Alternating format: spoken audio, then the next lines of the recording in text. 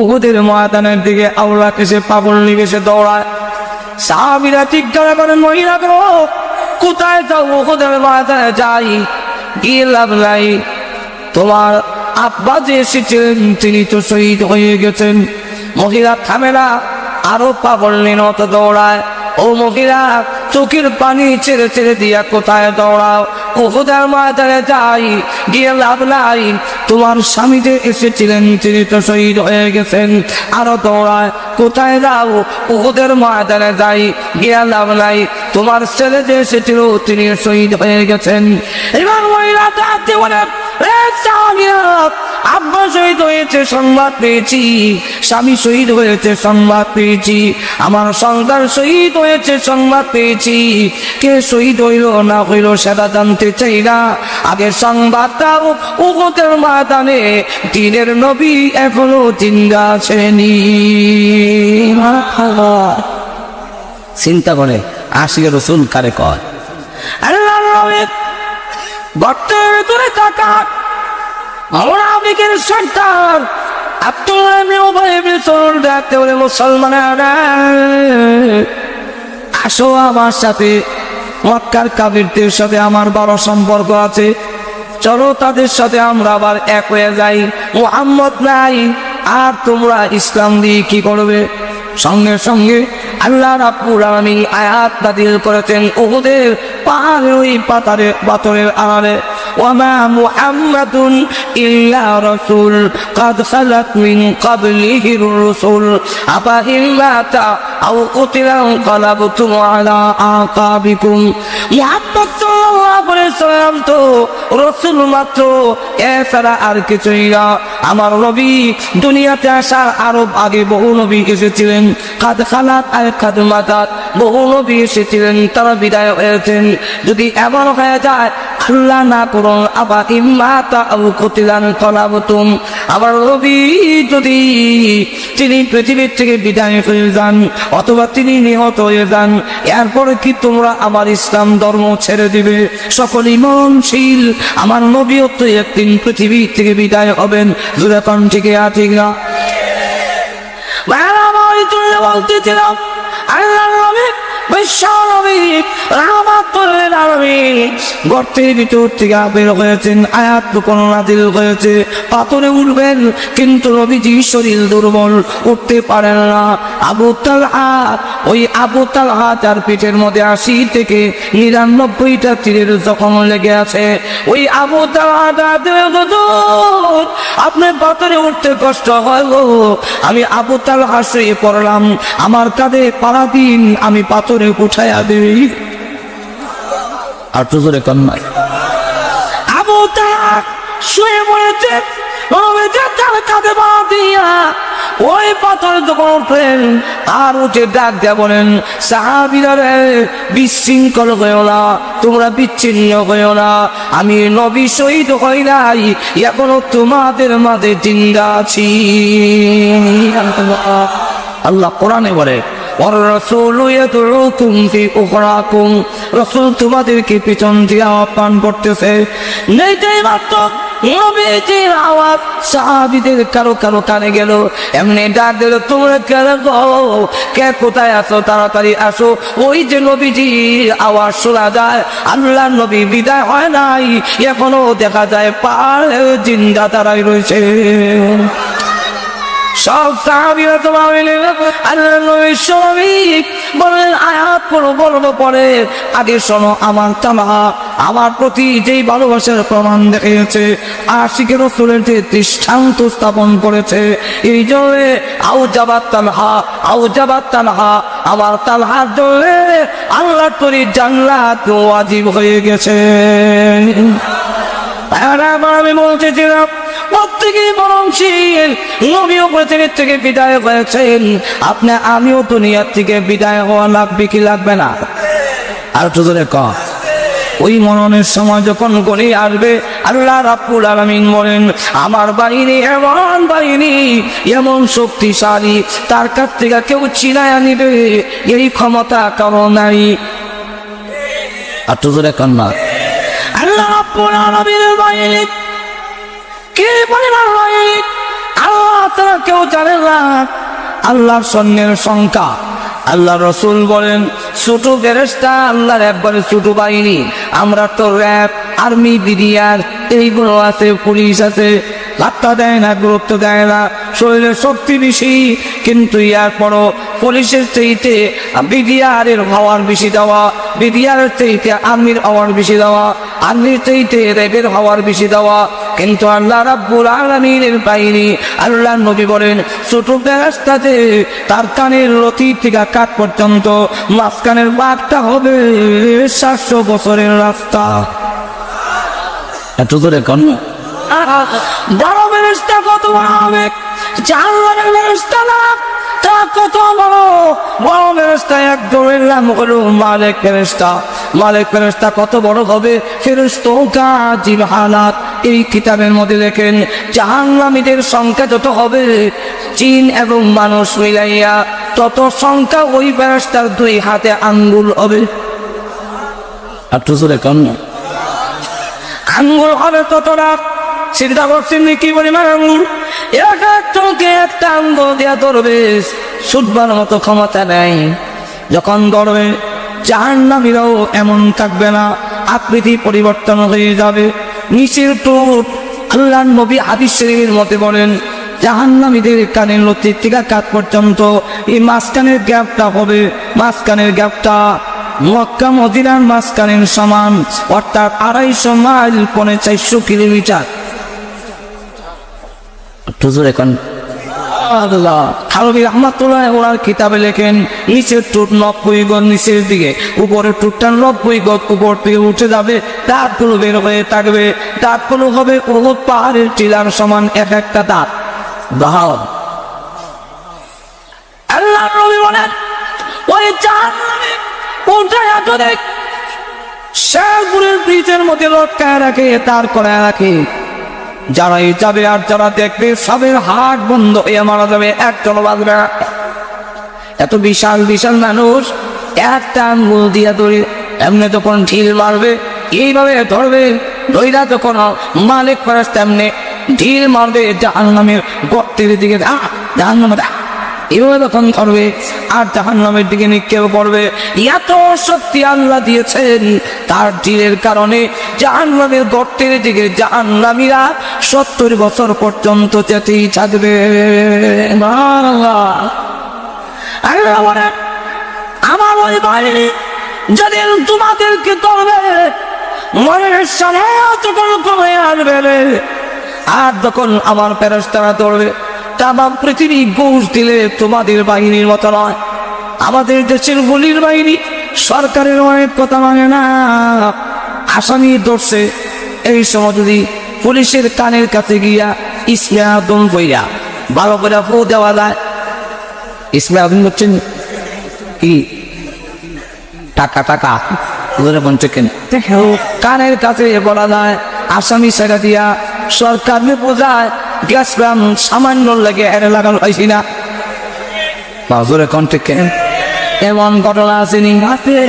আমার পুলিশ সরকারি দলের কোন অপরাধীকে ধরে এমনি মন্ত্রী দিয়া টেলিফোন করায়, ও বালাগঞ্জের দারোগা সাহেব ছেড়ে দিন স্যার। সাকতাম কেমনি তার যন্ত্রণার সুরে এলাকাবাসী অতিষ্ঠ। এমনি মন্ত্রী আর বাংলা কয় না, ইংলিশ কয় this is my order, this is my order. হ্যাঁ, ওয়াটার নাবে না, ওয়াটার মানে আনি।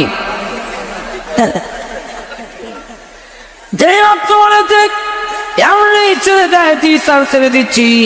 অথবা আপনাদের এলাকার একটা লোক যদি ধরে আর এলাকাবাসী লাঠি সুড়া লইয়া সব যদি পুলিশ দাওয়া করে, পুলিশ আসামি চাইরা দুটা মুদা পালাইয়া উঠা দৌড় দেয়। ধরে কোন ঠিক কিনা? আল্লাহ বলেন তোমার মরণের সময় আমার বাহিনী তখন তোমাকে পাকড়াও করবে, তাম পৃথিবী দিল গুণ দিলে ছাড়বে না। অপরদিকে দেশের মায়ার বলার মতো কারো ক্ষমতা নাই। একটি না, তাম পৃথিবীর মানুষ যদি অর্থবদ্ধ হয়ে আসে লাঠি সুটা নিয়া তোমাকে তাদের হাত থেকে ছাড়াইবার ক্ষমতা পৃথিবীর কারো নাই। আপনাদের কন্যা আছে আল্লাহ তাই কোরআনে বলে অসুবিধা হইতেছে নি? চাচ্ছি অসুবিধা হইতে আল্লাহ কোরআনে বলে কাল্লা ইযা বালাগাতিত তারাকিয়া ওয়া কিলা মান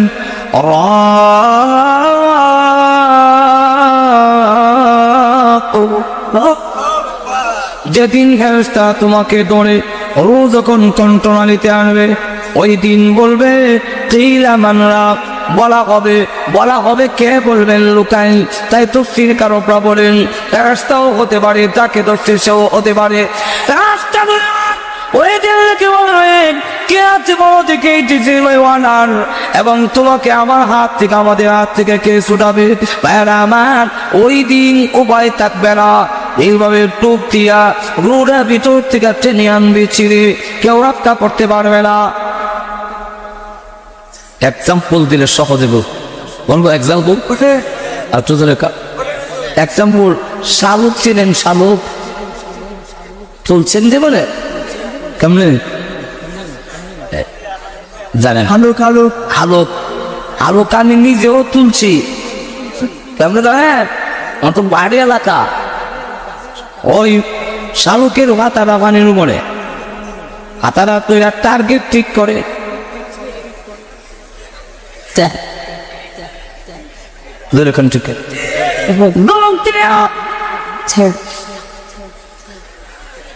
শালুক তো এরকম একটা লম্বার একটা গোল, লম্বার আর জন্মটা হাতা সিরা বেগত হয়, আরেকটা টার্গেট ঠিক করে। যেমন এভাবে পানির নিচ থেকে শালুক টাউনে উঠে জোরগুলো ছিঁড়ে দিয়া, পাতা ছিঁড়ে দিয়ে শালুককে বিচ্ছিন্ন করে। আল্লাহ কোরআনে বলেন ওয়াল্লাযিআতি গরকা ওয়ান্নাশিতাতি নাশতা।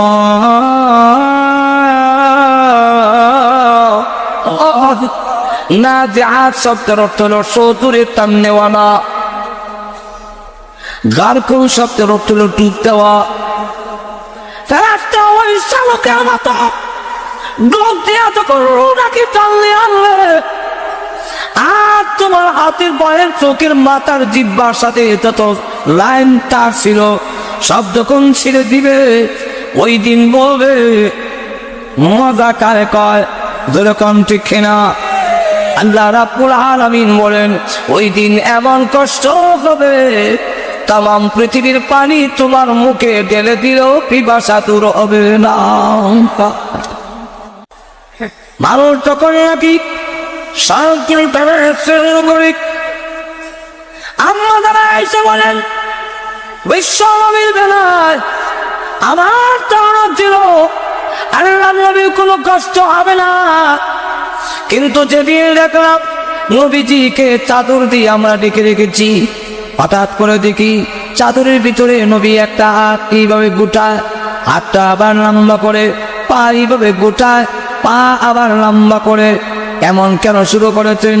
আমি আয়েশা নবীজির শরীর মুবারক থেকে চাদর সরাইলাম, টাকা দেখি আল্লাহর কসম করে বলি বিশ্ব নবী নিষ্পাপ, কোনো গোড়া নাই, মাথা মোবারক থেকে পা মোবারক পর্যন্ত এমন কোনো পশম নাই যেখান দিয়া দাম বের হয় নাই।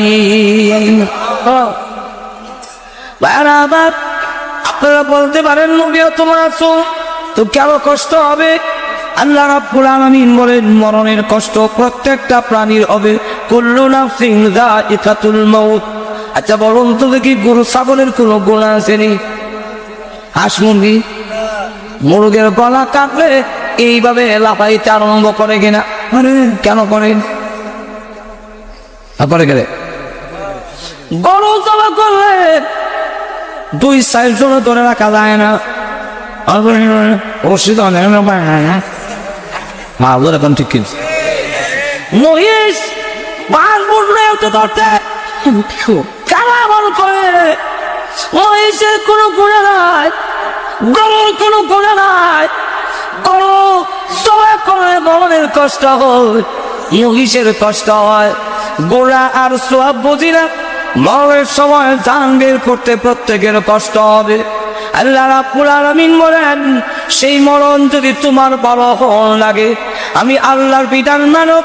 আল্লাহর নবীকে বলেন, আম্মা জান আয়েশা রাদিয়াল্লাহু আনহা, ওগো নবীজি, মুমিনের কি মরণের কষ্ট হবে? আল্লাহর নবী বলেন, আয়েশা, মুমিনের মরণের কষ্ট হবে। আম্মা জান আয়েশা বলেন, ওগো নবীজি, মুমিনের যদি মরণের কষ্ট হয়, তাহলে মুমিনের ইজ্জত রইল কোথায়? আল্লাহর নবী ডাক দিলেন, আয়েশা, মুমিনের মরণের কষ্ট থাকবে না গো, কষ্টগুলো সব আনন্দের হয়ে যাবে। কষ্ট থাকবে না। কয়েকটা এক্সাম্পল দিলে সহজে বুঝে ফেল, সময় কম, বেশি এক্সাম্পল দেওয়ার টাইম নেই। সুন্নত করাইতে দেখছেন তো ফতনা, জীবনে বোঝা যায় ফতনাও করানো হয়েছে না। ফতনা হয়েছে না আপনারা? তো আসতে করেন, হ্যাঁ, ফতনাতে করায়। এই সময় দেখবেন আমরা আগে আদম আইসা ফতনা করাইতো, যেমন খালি আদম দেখছে এ দৌড় দিয়া আর একবারের গরুর গোয়ালের ভিতরে গিয়া লুকেছে। না বড় ভাই গিয়া খুঁজা বের করছে, কিরে এখানে কি করো? আর কোন সময় আদম বিদায় করে দেখছি, আসলে বিদায় করছে না।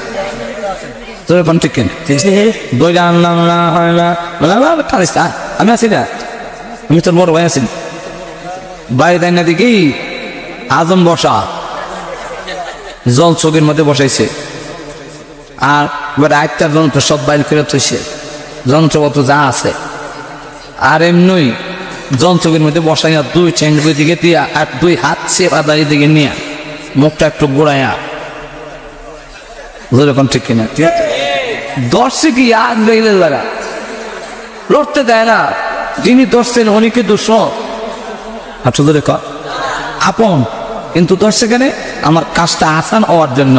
ঠিক তেমনি ভাবে রহমতের ফেরেশতা মুমিনকে ধরবে, কেন ধরবে? তার রুহটা আসানের সাথে বের করার জন্য। এমনি দেখবেন এখনো কিন্তু দর্শি চিৎকার দেওয়ার কারণ হলো যন্ত্র দেখা এর যন্ত্রণা শুরু হয়ে গেছে। কেনে যন্ত্র দেখা এখনো দর্শি না। ঠিক তেমনি হবে মুমিন যখন খালি ফেরেশতা দেখে ধর্ম বাচ্চা রয়েছে আল্লাহ দেখছে, তখন দেখবেন কিচ্ছু কথা পায় না, কিন্তু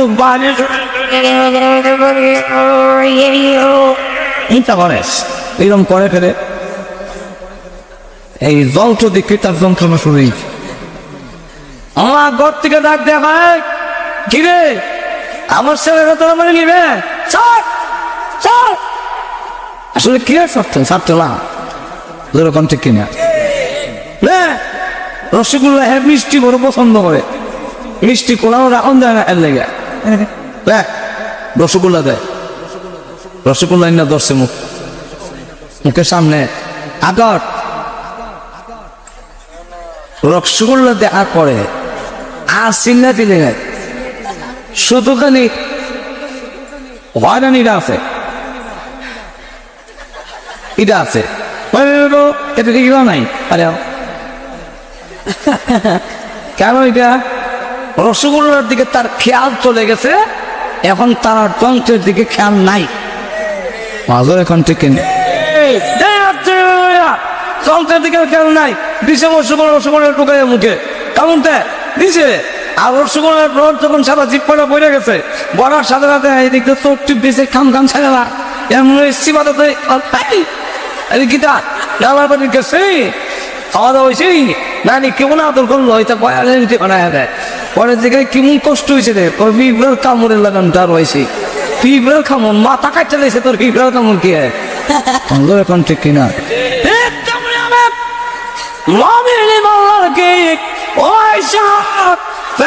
তখন চাপ দিয়া ধরবে, তখন চিৎকার শুরু করে দেয়। এমনি আল্লাহ রাব্বুল আলামিন বলেন, ফেরেশতারা আমার বান্দারে কষ্ট দিও না, আমার বান্দাকে কষ্ট দিও না, জান্নাত চোখের সামনে তুলে ধরো। এমনি চোখের সামনে জান্নাত তুলে ধরলে আর আজরাইলের দিকে খেয়াল নাই, এখন শুধু হয়রানিরা আছে। লড়া খানা আছে লড়া, আর কিচ্ছু নাই। জান্নাতের দিকে তাকাইয়া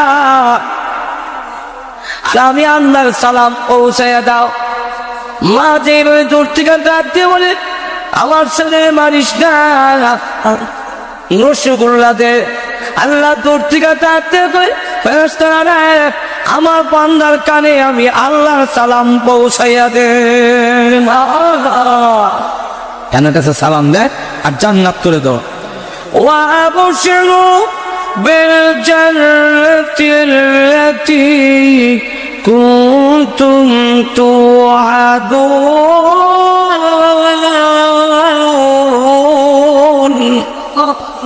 জান্নাত চোখের সামনে তুলে দাও, জান্নাতের দিকে তাকাইয়া আল্লাহর সালাম পাইয়া ও আয়েশা মুমিনের মরণের কষ্ট থাকবে না, সম্পূর্ণ আনন্দের হয়ে যাবে।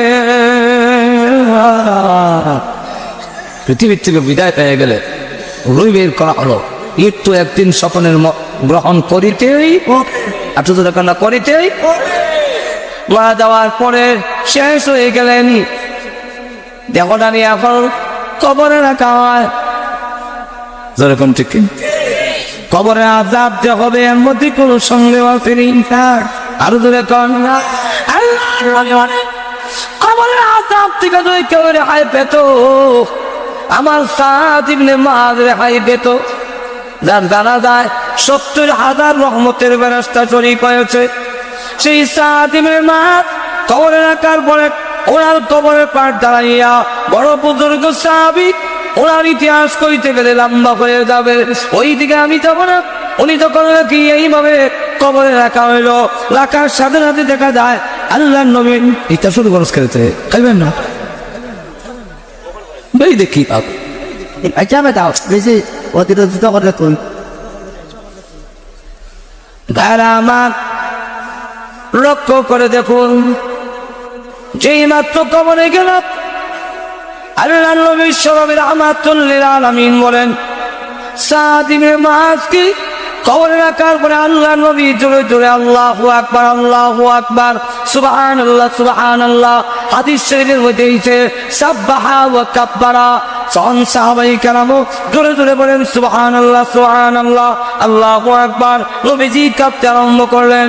আল্লাহর নবী ডাক দিয়ে বলেন, সাহাবায়ে রাসূলকে জিজ্ঞাসা করেন, ইয়া রাসূলুল্লাহ, আল্লাহর নবী গো, আমরা তো না বুঝে সুবহানাল্লাহ আল্লাহু আকবার বলেছি, আপনি কেন গো তার কবরের দিকে তাকাইয়া সুবহানাল্লাহ আল্লাহু আকবার বললেন?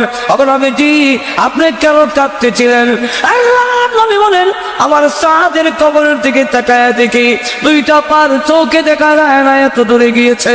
সেখান থেকে সে তখন চাপ দিবে, দুইটা পার একত্রিত হয়ে যাবে আর গুলো এইভাবে ঢুকে যাবে। এই কথা এই অবস্থা দেখে আমি নবী তখন আল্লাহু আকবার বলতে লাগলাম, সুবহানাল্লাহ বলতে লাগলাম। আল্লাহ আমার সাদের হাড্ডিগুলো ভেঙে যাবে। আল্লাহ তখন লাগ দিয়ে বলেন, কবর তুমি যাও, আমার বন্ধু তোমার পাড়ে দাঁড়াইয়া চোখের পানি ছেড়ে দিয়ে কাঁদতেছে। আল্লাহ কবর থামাই দিছেন। এই জন্য আম্মা জান খাদিজাতুল কুবরা রাদিয়াল্লাহু আনহা তিনিও যখন ইন্তেকালের আগে কাঁদেন, নবীজি জিজ্ঞাসা করেন, খাদিজা কেন কাঁদলো? ওগো নবীজি, দুইটা কারণে কাঁদি। একটা কারণ হইল আপনার জন্য, একটা আমার জন্য। নবীজির জন্য কেন কাঁদলেন? কান্নার কারণ হইল, ওগো নবীজি, আপনি যখন দাওয়াত দিতেন আমি খাদিজা আপনার পাশে দাঁড়ায়া থাকতাম। ওই কুরাইশরা আপনার গায়ে আক্রমণ করতে পারতো না, সাহস পেত না, তো আমি খাদিজা আছি। খাদিজা ধনাঢ্য মহিলা, কুরাইশের মধ্যে সম্মানিত মহিলা, ওনার কারণে সাহস পারে না হামলা করার জন্য। আমি পৃথিবী থেকে বিদায় হয়ে গেলে আপনার পাশে কে দাঁড়াবে? এই জন্য কান্দি। এমনি ছোট্ট মেয়ে ডাক দিয়ে বলে, মাগো, এই ছোট্ট মেয়ের নাম হলো ফাতেমা। তিনি ডাক দিয়ে বলে, আম্মা কান্দে, আপনার পৃথিবীর থেকে বিদায় হয়ে গেলে এখন থেকে ওয়াদা দিলাম আমি ফাতেমা আমার আব্বার পাশে দাঁড়ায়া থাকবো। ঠিকই তো দাঁড়িয়েছে, ইতিহাসে প্রমাণিত। আল্লাহর নবী যখন দাওয়াত দিতেন পিছনে কাপড়ের মধ্যে ধরা থাকতো, কোমরের মধ্যে ধরতেন ছোট্ট একটা মেয়ে। এই মেয়ের নাম হলো ফাতেমা। নবীজি ফাতেমা রাদিয়াল্লাহু আনহা ওয়াদা দিয়েছেন ধরে রাখবেন। তখন হযরত খাদিজা বলেন 2 নম্বর কারণটা হলো আমার নবীজি, আমি আপনার কাছ থেকে একটা ওয়াদা নিতে চাই, আপনার ব্যবহারের একটা কাপড় আমার কাপড়ের ভিতরে দিবেননি। কেন? ও নবীজি, ভয় লাগে, কবরের কোনো সামান আমার নাই। নবীজি, কবরে যাওয়ার পরে কবর যখন চাপ দিবে আমার হাড়গুলো ভেঙে যাবে, এই জন্য আপনারা বলেছেন কবরে চাপ দিবে, হাড়গুলো ভেঙে যাবে। আপনার ব্যবহারের একটা কাপড় মোবারক যদি আমার কাপড়ের ভিতরে দেন, তাহলে আমি খাদিজা মনে করি আপনার ব্যবহারের কাপড় যদি আমার কাপড়ের ভিতরে থাকে গো, কবর আমাকে চাপ দিয়া হাড়গুলো ভাঙতে পারবে না। চিন্তা করেন, সামান আছে এরপরে তো ভয়। আল্লাহ তুমি একটা সালাম দিছে, জান্নাতের সার্টিফিকেট দিয়েছেন, কিন্তু আমাদের কোন সামান নাই, কিন্তু কবরের কোনো ভয় আমরা নাই। আর তো ধরে আমরা প্রতিযোগিতা রাখছি কার বরটা কত সুন্দর। আর তো ধরে অমুকে ঘর বানাইছে লন্ডনে ফ্যাশনে, আমি বানাবো আমেরিকার ফ্যাশন।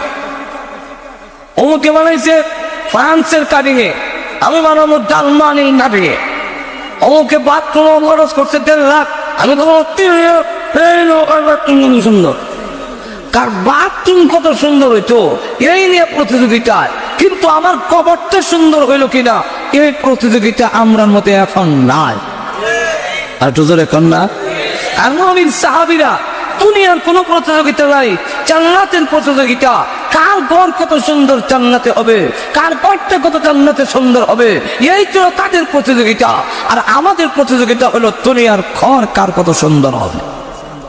যেরকম ঠিক কিনে আল্লাহ রাসূল বলছেন আখির জামানায় এমন লোকের সৃষ্টি হবে। এই জন্য ভাইয়ের আমার লম্বা চূড়া করার সুযোগ নাই, কবর আমরা থাকতে হবে 40,000 বছর। 40 দিনের কথাও আছে, 40 বছরের কথা আছে, 40,000 বছরের কথাও আছে। তো কবরের মধ্যে থাকতে হবে 40,000 বছর। আর বাথরুমও থাকবেন 10 মিনিট, এটার মধ্যে করে আমরা অত